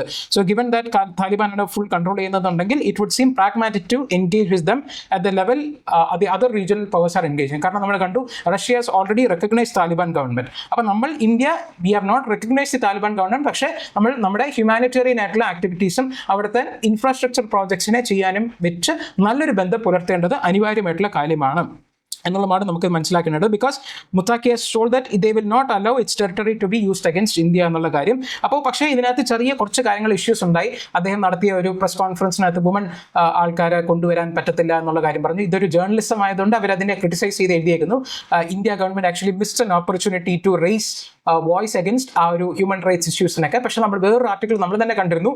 അത് Jaishankar, external affairs minister Jaishankar, he seems to have actually remain silent deliberately remain silent because India does not want to venture into those topics where this Afghan will be like കുറച്ചൊക്കെ അവർക്ക് ഒരു issues ഉണ്ടല്ലോ. അപ്പം നമ്മളത് raise ചെയ്യാതിരിക്കുന്നതാണ് നല്ലത്. പക്ഷേ ഇതൊരു Hindu editorial journalist ആയതുകൊണ്ട് അവരതിനെ ക്രിട്ടിസൈസ് ചെയ്ത് പറയുന്നത് മാത്രം വലിയ വിഷയമൊന്നുമില്ല. പിന്നെ ഇത് നമ്മുടെ സവൽകോട്ട് പ്രോജക്ട്, നമ്മുടെ ചെനാബ് റിവറിലേക്ക് വരുന്ന സവൽകോട്ട് പ്രോജക്റ്റിനെ കുറിച്ച് നമ്മൾ പറഞ്ഞിരുന്നു. പക്ഷേ അതിനകത്ത് നമ്മൾ പലപ്പോഴും നമ്മൾ ഡിസ്കസ് ചെയ്യാറുണ്ട് എന്താ പറയുക, എക്കണോമിക് ഡെവലപ്മെന്റ് വെസസ് എൻവയൺമെന്റ് എന്നുള്ള രീതിക്ക്. അതെങ്ങനെ ഒരു പെർസ്പെക്റ്റീവ്, ഒരു ഡിബേറ്റ് ആണോ, അതുപോലെയാണ് national security versus ecological responsibility എന്നുള്ള രീതിക്ക് ഇത് വരുന്നത്. This can be A possible perspective in the mains. GS3 നമ്മൾ എഴുതുന്ന സമയത്ത് നമ്മളൊരു പോസിബിൾ പെർസ്പെക്റ്റീവ് കൊടുക്കാവുന്നതാണ്. കാര്യം ഇത് പറയുന്നത് വെച്ച് കഴിഞ്ഞാൽ നമ്മൾ എന്താ പറയുക, ഇൻഡസ് വാട്ടർ ട്രീറ്റി അബേൻസിൽ വെച്ചു. അത് കാരണം അതിനുശേഷമാണ് നമ്മൾ Chenab river, which is actually west flowing river, പാകിസ്ഥാനാണ് ഇതിൻ്റെ ഒരു റൈറ്റ്സ് ഉള്ളത്. നമുക്ക് അതിന് ഇലക്ട്രിസിറ്റി ജനറേറ്റ് ചെയ്യാൻ വേണ്ടിയുള്ള റൈറ്റ്സ് മാത്രമേ ഉള്ളൂ. പക്ഷേ അതിനൊരു മാക്സിമം പൊട്ടൻഷ്യൽ എന്നുള്ള രീതിക്ക് നമ്മൾ വീണ്ടും ഒരു ഡാം അവിടെ പണിയാൻ വേണ്ടി പോവുകയാണ്. അതാണ് നമ്മൾ പറഞ്ഞത് സവൽകോട്ട് ഹൈഡ്രോ ഇലക്ട്രിക് പവർ പ്രോജക്റ്റ്. അപ്പോൾ അതൊരു ജിയോ പൊളിറ്റിക്കൽ സിംബോളിസം എന്നുള്ള രീതിക്ക് ഒരു എന്താ പറയുക, അവിടുത്തെ ഒരു എന്താ പറയുക, ഈ പ്രശ്നം കഴിഞ്ഞ ഉടൻ തന്നെ നമ്മളൊരു ഡാമൊക്കെ പണിയുന്നു, നമ്മൾ അവിടുത്തെ എനർജി യൂട്ടിലൈസ് ചെയ്യുന്നു പറയുന്നു. So this is actually over shadowing the risk എന്താ പറയുക റിലേറ്റിംഗ് ടു ദി എൻവയൺമെന്റൽ ഇമ്പാക്ട്. കാരണം നമ്മൾ നോക്കുകയാണെന്നുണ്ടെങ്കിൽ ചെനാബ് റിവറിൽ ഓൾറെഡി ഒരുപാട് ഡാംസ് ഉണ്ട്. ഇത് നമ്മൾ പ്രിലിംസ് പെർസ്പെക്റ്റീവിൽ നോട്ട് ചെയ്യണം. ബഗ്ലിഹാർ ഡാം എന്ന് പറയുന്നതും സലാൽ ഡാം എന്ന് പറയുന്നതും ദുൽഹസ്തി ഡാം എന്ന് പറയുന്നതും, ഈ 3 dams are located on which of the following reverse എന്ന് പറഞ്ഞൊരു പോസിബിൾ പ്രിലിംസ് ക്വസ്റ്റ്യൻ വരാം. അപ്പം നിങ്ങൾ നോട്ട് ചെയ്യുക ദുൽഹസ്തി, ബഗ്ലിഹാർ ആൻഡ് സലാൽ. അപ്പോൾ there is actually bumper to bumper hydropower corridor. The ignoring a cumulative impact means underestimating the compounded sedimental loads. അപ്പോൾ ഒരുപാട് ഇങ്ങനെ പ്രോജക്ട്സ് വരുന്ന സമയത്ത് അതൊരു എൻവയൺമെന്റലി അഫക്റ്റ് ചെയ്യപ്പെടാം. അത് നമ്മൾ ആ ഒരു ആസ്പെക്ട് നമ്മൾ എടുക്കണം. നാഷണൽ സെക്യൂരിറ്റി മാത്രം നോക്കരുത്, അവിടുത്തെ ecological responsibility also we have to take into consideration എന്നുള്ള കാര്യമാണ്. ഈ സവൽകോട്ട് നമ്മൾ പറഞ്ഞു it is not going to store any water എന്നുള്ള കാര്യം. പക്ഷേ this is going to form a reservoir എന്നുള്ള കാര്യമാണ് അവർ പറയുന്നത്, ഈ ഒരു ആർട്ടിക്കിൾ പറയുന്നത്. സോ ആ രീതിയിൽ വരുമ്പോഴത്തേക്കും അവിടെയും ഒരു ഇഷ്യൂസ് വരും. മാത്രമല്ല ഈ ഒരുപാട് റീഹാബിലിറ്റേഷൻ ഒക്കെ ചെയ്യേണ്ടി വരും. ആ ചെയ്യുന്നതിനൊക്കെ ഏകദേശം ഒരു 0.6% ഓഫ് ദി എക്സ്പെൻഡിച്ചർ മാത്രമേ വകയിരുത്തിയിട്ടുള്ളൂ. അപ്പോൾ ഇതൊക്കെ എത്രത്തോളം ഇതായിരിക്കും എന്നുള്ള കാര്യം നമുക്ക് പറയാൻ വേണ്ടി പറ്റില്ല. അപ്പോൾ റൈറ്റ് നോ നമ്മൾ അതിനെ കൺസിഡർ ചെയ്തില്ല എന്നുണ്ടെങ്കിൽ എന്താണെന്ന് വെച്ച് കഴിഞ്ഞാൽ റൈറ്റ് നോ നമ്മൾ ഇൻഡസ് വാട്ടർ ട്രീറ്റിനെ അബേൻസിൽ വെച്ചിരിക്കുന്നതാണ്.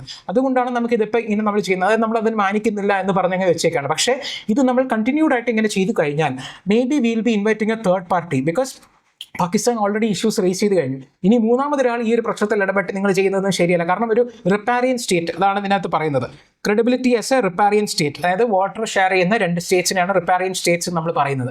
അപ്പോൾ ആ റിപ്പാരിയൻ സ്റ്റേറ്റ്സിന് ഒരു കൃത്യമായിട്ടുള്ളൊരു നല്ലതല്ല. അപ്പോൾ ഒരു തേർഡ് പാർട്ടി ഇൻവോൾവ് ചെയ്യും, which India does not want. അപ്പോൾ അതുകൊണ്ട് നമ്മൾ കാര്യങ്ങൾ കൃത്യമായിട്ട് അനലൈസ് ചെയ്ത് വേണം ചെയ്യാൻ എന്നുള്ളതാണ് ഇതിനകത്ത് പറയുന്നത്. അപ്പോൾ ഈ ഒരു മാപ്പ് ജസ്റ്റ് ഒന്ന് നോക്കുക. ചെനാബ് റിവറിലാണ്, ഇതാണ് ചെനാബ് റിവർ. ചെനാബ് റിവറിലാണ് ആക്ച്വലി ഈ സലാൽ ഡാമും ബഗ്ലിഹാർ ഡാമും ഉള്ളത്. ഈ കൃഷ്ണൻ ഗംഗ ഡാം എന്ന് പറയുന്നത് തന്നെ ആക്ച്വലി ജലം റിവറിലേക്കാണ് വരുന്നത് എന്നുള്ള കാര്യം ജസ്റ്റ് നോട്ട് ചെയ്യുക. ഇതിനകത്ത് പറഞ്ഞിട്ടുണ്ട്, പക്ഷേ അതിനകത്ത് ചെനാബ് അല്ല. ചെനാബിനകത്ത് സലാലും ബഗ്ലിഹാർ ഡാമും ഉള്ളൂ, പിന്നെ ഈ ദുൽഹസ്തി ഡാമും ഉണ്ട്. അപ്പോൾ ഇത്രയാണ് നമുക്ക് മെയിൻ ആയിട്ട് ഒന്ന് ഡിസ്കസ് ചെയ്യാൻ വേണ്ടി വെച്ചിരുന്നത്. ഇനി നമുക്ക് ക്വിക്ക് ആയിട്ട് ചെറിയ ചെറിയ ആർട്ടിക്കിൾസിലേക്ക് നമുക്ക് പോവാം. ഒന്ന് കൈൻഡ് ഓഫ് ലൈക്ക് ഒരു നല്ല ന്യൂസ് ആണ്, വിലക്കയറ്റം ആണ് നമ്മൾ പറയുന്നത്, ഇൻഫ്ലേഷന്. അപ്പോൾ this is actually 8-year low.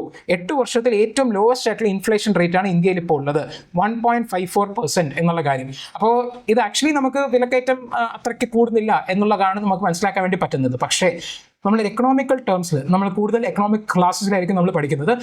വിലക്കയറ്റം നമ്മൾ ഇൻഫ്ലേഷനെ പറയുകയാണെന്നുണ്ടെങ്കിലും ഒരു minimum amount of inflation is always necessary for a country. Because inflation and growth they go hand by hand. Inflation കുറച്ചുണ്ടെങ്കിൽ മാത്രമേ ഗ്രോത്തും ആ ഒരു എക്കണോമിയിൽ ഉണ്ടാവുള്ളൂ, ആ സ്പെൻഡിങ്ങും കാര്യങ്ങളും എക്കണോമിയിൽ ഉണ്ടാവുള്ളൂ.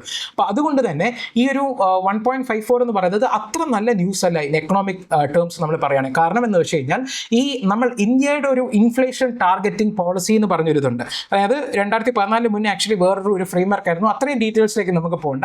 ഒരു മോണിറ്ററി പോളിസി ഫ്രെയിംവർക്ക് എന്ന് പറഞ്ഞിട്ട് RBIയുടെ അടിയിലാണ് ഇത് വരുന്നത്. RBI പ്ലസ് സെൻട്രൽ ഗവൺമെൻറ് അവർ 2 പേരും കൂടെ സെറ്റ് ചെയ്യുന്നതാണ്. ഇതിനകത്ത് മൊത്തം 6 പേരുണ്ടാവും ഈ മോണിറ്ററി പോളിസി ഓഫ് ദി RBIയിൽ. 3 from the RBI, including the governor of RBI, and 3 nominated by the central government. അപ്പോൾ ഈ രീതിയിലാണ് നമ്മൾ ആക്ച്വലി ഇൻഫ്ലേഷൻ ടാർഗറ്റ് ചെയ്യുന്നത്. അപ്പോൾ റൈറ്റ് നൗ നമ്മുടെ ഒരു ഫ്ലെക്സിബിൾ ടാർഗറ്റിംഗ് ഇൻഫ്ലേഷനിൽ വെച്ചിട്ട് നമുക്ക് വേണ്ടത് 4% ഇൻഫ്ലേഷനാണ് ആൻഡ് ഫ്ലെക്സിബിലിറ്റി ഓഫ് ±2% എന്നുള്ള കാര്യമാണ്. അപ്പോൾ നമ്മുടെ ലോവർ ലിമിറ്റ് എന്ന് പറയുന്നത് 2% ഇൻഫ്ലേഷനും അപ്പർ ലിമിറ്റ് എന്ന് പറയുന്നത് 6% ഇൻഫ്ലേഷനുമാണ്. പക്ഷേ നമ്മളിപ്പോൾ കണ്ടതുപോലെ 1.54% ഉള്ളൂ. but this is not something that we as a policy measure want. ആ കാര്യം നമ്മൾ ഇതിനകത്ത് നോട്ട് ചെയ്യണം. പിന്നെ നമ്മളിത് ജസ്റ്റ് ഒരു മാപ്പാണ്, ഇതിനകത്ത് ലൈക്ക് ഗ്രാഫാണ്. ആക്ച്വലി ഇതിന് മുന്നേ 1.46% ആണ് ജൂൺ 2017 വന്നത്. അപ്പോൾ സെക്കൻഡ് ലോവസ്റ്റ് ആണ് ഇൻ ദി ലാസ്റ്റ് ഈ ഒരു ഡേറ്റ സെറ്റ്. അതായത് ഓരോ കുറേ വർഷം കഴിയുമ്പോഴത്തേക്കും നമ്മൾ ഇതിൻ്റെ ബേസ് ഇയർ മാറ്റും. അപ്പോൾ ഇപ്പോഴത്തെ ഒരു കറണ്ട് സീരീസിലെ ഏറ്റവും സെക്കൻഡ് ലോവസ്റ്റ് ആണ് ഇപ്പോഴത്തെ ഇൻഫ്ലേഷൻ വന്നിരിക്കുന്നത് എന്നുള്ള കാര്യമാണ്. അപ്പോൾ this is actually driven by fall in the vegetable prices എന്ന് പറഞ്ഞിട്ടാണ് ബേസിക്കലി ഇതിൻ്റെ ഒരു ഇന്ത്യൻ എക്സ്പ്രസ് ആർട്ടിക്കിൾ വരുന്നത്. പക്ഷേ നമ്മൾ GST നമ്മൾ റേറ്റ് കട്ടൊക്കെ നമ്മൾ ചെയ്തിരുന്നു. അപ്പോൾ GST റേറ്റ് കട്ടൊക്കെ ചെയ്യുന്ന സമയത്ത് അതിൻ്റെ ഒരു എഫക്റ്റ് മോസ്റ്റ്ലി ഒക്ടോബറിലെ ഡേറ്റയിലേ വരത്തുള്ളൂ. ഇത് സെപ്റ്റംബറിലെ ഡേറ്റയുടെ കാര്യമാണ് പറയുന്നത്. അപ്പോൾ അതുകൊണ്ട് അതിൻ്റെ എഫക്റ്റ് വരുമ്പോൾ വീണ്ടും ഇൻഫ്ലേഷൻ കുറയാനാണ് ചാൻസ് ഉള്ളത്, which does not want, India does not want. അപ്പോൾ അതുകൊണ്ട് തന്നെ maybe in the next meeting probably RBI will be increasing the repo rates എന്നുള്ള കാര്യമാണ്. MPC maybe further reducing the repo rate so that ഒരുപാട് എന്താ പറയുക പണം like India economy കുറച്ച് കൂടുതൽ വരും, കുറേ കൂടെ എന്താ പറയുക നമുക്ക് കടം എടുക്കാനും ഒക്കെ കുറേ കൂടെ എളുപ്പമാവും. അപ്പോൾ that way will be increasing the money supply in the economy. അതുകൊണ്ട് തന്നെ നമുക്ക് ഇൻഫ്ലേഷൻ കുറച്ച് കൂട്ടാൻ വേണ്ടി സാധിക്കും. ഈ രീതിയിലാണ് വരുന്നത്. ഇതിൻ്റെ ഒരു എക്സാക്ട് നമ്മൾ എന്താ പറയുക സിസ്റ്റം നമ്മൾ പറയാൻ പോയി കഴിഞ്ഞാൽ ഒരുപാട് ടൈം എടുക്കും, അതുകൊണ്ടാണ് നമ്മൾ പറയാത്തത്. പക്ഷേ one thing that we have to notice that ഈ ഒരു രീതിയിലാണ് കണ്ടിന്യൂ ചെയ്ത് പോകുന്നതെന്നുണ്ടെങ്കിൽ, എങ്ങനെ ഈ രീതിയിൽ 2% കുറവായിട്ടാണ് പോകുന്നതെന്നുണ്ടെങ്കിൽ നമുക്ക് actually the RBI is actually this MPC is actually responsible to give a report to the central government if ഒരു 3 ക്വാർട്ടറായിട്ട് അവർക്ക് ഈ ഒരു 2 to 6% ആ ഒരു റേഞ്ചിനകത്ത് നിർത്താൻ പറ്റിയില്ല എന്നുണ്ടെങ്കിൽ they have to send a report to the central government stating why they were not unable to do so, എന്തൊക്കെയാണ് റീസൺസ്, എന്ത് സ്റ്റെപ്സ് ആണ് എടുക്കാൻ വേണ്ടി നമുക്ക് പോകുന്നത് to control this inflation range and ഏത് ടൈമിനുള്ളിൽ നമുക്ക് ഈ ബാൻഡിനുള്ളിൽ കൊണ്ടുവരാൻ പറ്റും എന്നുള്ള കാര്യം ഉൾപ്പെടെയുള്ള കാര്യങ്ങൾ പറയേണ്ടതായിട്ടുണ്ട്. സോ ഈ ഒരു പോയിന്റ് ഓഫ് ഇതിനകത്ത് നമുക്ക് ഇത്രയും മാത്രം അറിഞ്ഞാൽ മതിയാവും. അടുത്തൊരു ആർട്ടിക്കിളിലേക്ക് നമ്മൾ പോകുമ്പോഴത്തേക്കും ഹിന്ദുവിൽ ഇന്നത്തെ ഒരു സയൻസ് പേജിൽ വന്നൊരു ആർട്ടിക്കിളാണ്. Arctic seals and birds they are actually ഒരു red list, IUCN red list നമ്മൾ പഠിക്കുന്നതാണ്. അതിനകത്ത് വന്നിട്ടുണ്ട് ലൈക്ക് അത് ഹാബിറ്ററ്റ് ലോസും കാര്യങ്ങളൊക്കെ നമ്മളിത് എൻവയോൺമെന്റ് ക്ലാസ്സിൽ കൃത്യമായിട്ട് അത് പറഞ്ഞിട്ട് എന്തൊക്കെയാണ് റീസൺസ് എന്നുള്ളത്. നമുക്കിതിൻ്റെ ഡേറ്റ പോയിന്റ് മാത്രം നമുക്ക് നോക്കണം. പ്രിലിംസ് പോയിന്റ് ഓഫ് വ്യൂവിൽ നോക്കി വെക്കേണ്ടതാണ് ഹൂഡഡ് സീൽസിനെ വൾണറബിൾ കാറ്റഗറിയിൽ നിന്നും ഇപ്പോൾ എൻഡേഞ്ചേർഡ് കാറ്റഗറിയിലേക്ക് മാറ്റിയിട്ടുണ്ട്. ഇത് എടുത്ത് ന്യൂസ് വന്നതുകൊണ്ട് മേ ബി പ്രിലിംസിൽ ചിലപ്പോൾ ചോദിച്ചേക്കാം. ഇതാണ് ഹൂഡഡ് സീൽസ് എന്ന് പറയുന്നത്. അപ്പോൾ അത് വൾണറബിൾ കാറ്റഗറിയിൽ നിന്ന് എൻഡേഞ്ചേർഡ് കാറ്റഗറിയിലേക്ക് മാറി. അതുപോലെ തന്നെ നമുക്ക് ബിയർഡഡ് ആൻഡ് ഹാർപ്പ് സീൽസ് എന്ന് പറയും. ഇതാണ് ഈ ബിയർഡഡ് സീൽസ് എന്ന് പറയുന്നത്. അതിൻ്റെ കാറ്റഗറൈസേഷൻ ഇപ്പോൾ നിയർ ത്രെട്ടൻഡ് ആക്കി മാറ്റിയിട്ടുണ്ട് എന്നുള്ള കാര്യമാണ്. അപ്പോൾ ഇപ്പോഴത്തെ കറണ്ട് സ്റ്റാറ്റസ് നമ്മൾ അറിഞ്ഞിരിക്കേണ്ടത് ഇമ്പോർട്ടൻ്റ് ആണ് in this part of this examination. അപ്പോൾ ഇതിൻ്റെ കൂടെ തന്നെ എന്തുകൊണ്ട് ഇങ്ങനെ വരുന്നു എന്നുള്ളതിന് ഒരു പോയിന്റ് ആണ്. Global warming is actually occurring 4 times faster in the Arctic region than in the other regions. ഇതിന് നമ്മൾ ആക്ച്വലി ഒരു പേര് വിളിക്കും, ഒരു ടെക്നിക്കൽ ടേം വിളിക്കും, ആർട്ടിക് ആംപ്ലിഫിക്കേഷൻ എന്നാണ് നമ്മളിതിനെ പറയുന്നത്. ആർട്ടിക് ആംപ്ലിഫിക്കേഷൻ ഗ്ലോബൽ വാർമിങ്ങിൻ്റെ ഒക്കെ തന്നെ ഒരു എഫക്റ്റ് ആയിട്ടാണ് ഇതിനെ നമ്മൾ കാണപ്പെട്ടു വരുന്നത്. അതുകൊണ്ട് തന്നെയാണ് ബാക്കിയുള്ള സ്ഥലത്തെക്കാട്ടിലും 4 to 5 times ഒക്കെ അഡീഷണൽ ആയിട്ടാണ് അവിടുത്തെ ഗ്ലോബൽ വാർമിങ്ങും കാര്യങ്ങളൊക്കെ നടക്കുന്നത്. അപ്പോൾ അത് ആക്ച്വലി ഒരു വിഷ്യസ് സൈക്കിളാണ്.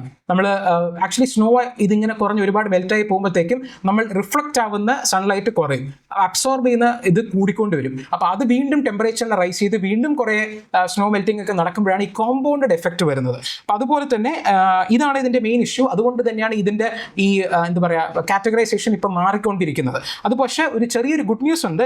ഗ്രീൻ ടർട്ടിൽസ് എന്ന് പറയുന്ന species they are no longer endangered എന്നുള്ള കാര്യമാണ്. ബിക്കോസ് ഓഫ് ദി ഒരുപാട് years of population conservation measures കാരണം ഇതാണ് ഗ്രീൻ ടർട്ടിൽസ്. അവർക്ക് നേരത്തെ എൻഡേഞ്ചേർഡ് ആയിരുന്നു, പക്ഷേ ഇപ്പോൾ അവർ എൻഡേഞ്ചേർഡ് അല്ല. ആ ഒരു കാറ്റഗറൈസേഷൻ അവരിൽ നിന്ന് മാറിയിട്ടുണ്ട് എന്നുള്ള കാര്യമാണ്. അപ്പോൾ ഈ കാര്യം ജസ്റ്റ് ഒന്ന് നോട്ട് ചെയ്ത് വെക്കുക. പിന്നെ നമുക്ക് നോക്കാനായിട്ടുള്ളത് നമ്മുടെ കേരളത്തിൻ്റെ IAS ഓഫീസർ ഒരു കണ്ണൻ ഗോപിനാഥൻ എന്ന് പറഞ്ഞിട്ട് അദ്ദേഹമാണ് റിസൈൻ ചെയ്തിരുന്നു ബാക്ക് ഇൻ 2019. പക്ഷേ ആ റെസിഗ്നേഷന് ഇതുവരെ അക്സെപ്റ്റ് ചെയ്തിട്ടില്ല. But still he has joined a political party, Congress party. അപ്പോൾ അത് ബേസിക്കലി ആർട്ടിക്കിൾ 370 അബ്രോഗേഷന് ശേഷം അദ്ദേഹം ഒരു പ്രൊട്ടസ്റ്റിൽ ചെയ്തതാണ്. പക്ഷേ ഇന്നത്തെ ദിവസം വരെ അതിനകത്ത് അദ്ദേഹം സെർവിങ് ആയിട്ടാണ് അതിൻ്റെ ഗവൺമെൻറ് ഓഫ് ഇന്ത്യയുടെ വെബ്സൈറ്റിൽ വരുന്നത്. So civil service conduct rules പ്രകാരം a government servant can not join a political party or contest elections. ഈ ഒരു പോയിന്റാണ് നമുക്ക് ഈ ഒരു ആർട്ടിക്കിൾ നമ്മൾ നോട്ട് ചെയ്യേണ്ടതായിട്ടുള്ളത്. പിന്നെ ഒരു കോൺട്രവേഴ്ഷ്യൽ ആയിട്ട് വരുന്ന കാര്യങ്ങളാണ്. ഇപ്പോൾ ഇദ്ദേഹം ഇനി എന്ത് ചെയ്യാൻ പറ്റും, ഞാൻ ഓൾറെഡി സർവീസിൽ നിന്ന് റിസൈൻ ചെയ്തല്ലോ, ഇനി എന്ത് ഡിസിപ്ലിനറി ആക്ഷൻ എടുക്കാൻ എന്നുള്ളതാണ് ഇദ്ദേഹം ചോദിക്കുന്നത്. So right now he has joined a political party. പക്ഷേ ഇലക്ഷനിൽ ഇദ്ദേഹത്തിന് കണ്ടസ്റ്റ് ചെയ്യാൻ വേണ്ടി പറ്റില്ല. കാരണം അത് നമ്മൾ നോമിനേഷൻ കൊടുക്കുമല്ലോ, നോമിനേഷൻ കൊടുക്കുന്ന സമയത്ത് അത് തള്ളിക്കളയാനായിട്ടുള്ള പവർ ആ റിട്ടേണിംഗ് ഓഫീസറിനുണ്ട്. അപ്പോൾ ആ ഇദ്ദേഹം സർവിംഗ് ആയിട്ടുള്ള ഗവൺമെൻറ് ഓഫീസറാണ് ആസ് പെർ ഒഫീഷ്യൽ റെക്കോർഡ്സ്. അതുകൊണ്ട് തന്നെ ഇദ്ദേഹത്തിന് ഇലക്ഷൻ കണ്ടസ്റ്റ് ചെയ്യാൻ വേണ്ടി പറ്റില്ല. പൊളിറ്റിക്കൽ പാർട്ടി ജോയിൻ ചെയ്തു, അതിൽ maybe some actions can be taken. അതിനെക്കുറിച്ച് വലിയൊരു വ്യക്തത ഇതിനകത്ത് വരുന്നില്ല. പക്ഷേ some problems are like this, നമുക്ക് പ്രത്യേകിച്ച് സൊല്യൂഷൻ ഒന്നുമില്ല. പക്ഷേ ഈ ഒരു പോയിന്റ് ജസ്റ്റ് നോട്ട് ചെയ്ത് വെക്കാം. അപ്പോൾ ഇത്രയാണ് നമുക്ക് ഇന്ന് മെയിൻ ആയിട്ട് ഡിസ്കസ് ചെയ്യാൻ വേണ്ടി വെച്ചിരുന്നത്. അപ്പോൾ നമുക്ക് ജസ്റ്റ് ക്വിക്ക് ആയിട്ട് റീക്യാപ്പ് ചെയ്യാൻ നമ്മൾ എന്തൊക്കെയാണ് കണ്ടതെന്നുള്ളത്. ഫസ്റ്റ് ഓഫ് ഓൾ നമ്മൾ ആ ഗാസ പീസ് പ്ലാനിനെ കുറിച്ചായിരുന്നു നമ്മൾ കണ്ടത്. ഗാസ പീസ് പ്ലാനിനെ കുറിച്ച് നമ്മൾ കണ്ടു. അത് എവിടെ വെച്ചാൽ നടന്നതെന്നുള്ളതാണ് ഈ ഒരു പോയിന്റ് ഓഫ് ടൈമിൽ നമുക്ക് ഇമ്പോർട്ടൻ്റ് ആയിട്ട് വരുന്നത്. ബിക്കോസ് ഇന്ത്യൻ എക്സ്പ്രസ്സിലൊരു എക്സ്പ്ലെയിൻഡ് ആർട്ടിക്കിൾ വന്നു. And we have to be aware of the mapping portion. നമ്മൾ ഇന്റർനാഷണൽ റിലേഷൻസിൽ മാപ്പിംഗ് വളരെ ഇമ്പോർട്ടൻ്റ് ആണ്, പ്രിലിംസ് പോയിന്റ് ഓഫ് വ്യൂ അല്ല. പിന്നെ നമ്മൾ അടുത്തത് റെയിൽവേസിനെ കുറിച്ചുള്ള ഒരു ആർട്ടിക്കിളാണ് നമ്മൾ കണ്ടത്. അതൊരു മെയിൻസ് ആൻസറിന് തന്നെ നമുക്ക് മേ ബി ഒരു ക്വസ്റ്റ്യൻ ക്യാൻ ബി ഫ്രെയിംഡ്. അപ്പോൾ റെയിൽവേസിന് നെറ്റ് സീറോ ടാർഗറ്റ് എന്നുള്ള കാര്യമാണ്. റെയിൽവേസിലെ നെറ്റ് സീറോ ടാർഗറ്റ് അത് നമ്മൾ ഫിക്സ് ചെയ്തേക്കുന്നത് 2030 ആണ്. പിന്നെ നമ്മൾ 2 എഡിറ്റോറിയൽ നമ്മൾ ഡിസ്കസ് ചെയ്തു. ഫസ്റ്റ് ഓൺ ദി താലിബാൻ, അതിൻ്റെ അപ്രോച്ചിനുമായിട്ട് നമ്മൾ നേരത്തെ കണ്ടിട്ടുള്ള കാര്യങ്ങൾ തന്നെയാണ്. പക്ഷേ അത് ജസ്റ്റ് നിങ്ങൾക്കത് വായിക്കാനുള്ള എളുപ്പത്തിന് വേണ്ടി മാത്രം നമുക്കപ്പോൾ അതിനകത്ത് എടുത്തു എന്ന് മാത്രം. പിന്നെ നമ്മൾ ആ നാഷണൽ സെക്യൂരിറ്റിയുടെ ഒരു ഇഷ്യൂവിനെ കുറിച്ച് നമ്മൾ കണ്ടു, നമ്മുടെ സെവൽകോട്ട് പ്രോജക്റ്റിനെ കുറിച്ച്. പിന്നെ ഇൻഫ്ലേഷൻ ടാർഗറ്റിങ്ങിനെ കുറിച്ച് നമ്മൾ കണ്ടിരുന്നു. 2 to 6% റേഞ്ചിനകത്ത് നമുക്ക് വേണം എന്നുള്ള കാര്യം. പിന്നെ നമ്മൾ ആർട്ടിക് ആംപ്ലിഫിക്കേഷൻ്റെ കാര്യമാണ് നമ്മൾ പറഞ്ഞത്. പിന്നെ അതിൻ്റെ കൂടെ തന്നെ നമുക്ക് 2 സ്പീഷീസിനെ കുറിച്ച് നമ്മൾ പറഞ്ഞിട്ടുണ്ട്. അതിൻ്റെ ഇപ്പോഴത്തെ കറണ്ട് IUCN സ്റ്റാറ്റസ് നമ്മൾ നോട്ട് ചെയ്ത് വെക്കണം. സോ ഇത്രയാണ് നമ്മൾ ഇന്ന് മേജറായിട്ട് ഡിസ്കസ് ചെയ്തത്. So until we meet again, goodbye. So പുതിയ ആർട്ടിക്കിൾസുമായിട്ട് നെക്സ്റ്റ് ഡേ അനുശ്വരമം വരുന്നതായിരിക്കും. ബൈ.